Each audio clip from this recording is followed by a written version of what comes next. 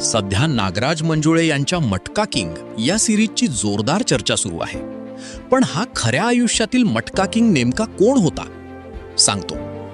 फाळणीनंतर कराचीहून मुंबईत आलेला एक साधा तरुण रतन खत्री. सुरुवातीला छोटे मोठे धंदे करत आयुष्य पुढे नेत होता. पण त्याच्या नशिबात काहीतरी वेगळंच लिहिलेलं होतं. याच काळात त्याची भेट झाली वरळीतील किराणा दुकानदार कल्याण भगतशी. दिवसा साधा व्यापारी, पण रात्री मटका जुगाराचा खेळ चालवणारा. खत्रीने त्याच्याकडे मॅनेजर म्हणून काम सुरू केलं आणि इथूनच त्याची एंट्री झाली त्या काळातील सर्वात जलद पैसा कमवणाऱ्या खेळात.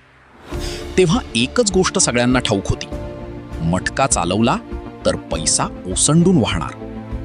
मटक्यातून चिठ्ठ्या काढून नंबर काढले जायचे आणि तिथूनच जन्म झाला मटका या नावाचा. 2 वर्ष दोघांची भागीदारी रंगली. पण मग आला ट्विस्ट. दोघात वाद झाला आणि रतन खत्रीने घेतला सगळं बदलून टाकणारा निर्णय. त्याने भगतचा हात सोडला आणि स्वतःचं साम्राज्य उभं केलं. त्याला नाव दिलं रतन मटका.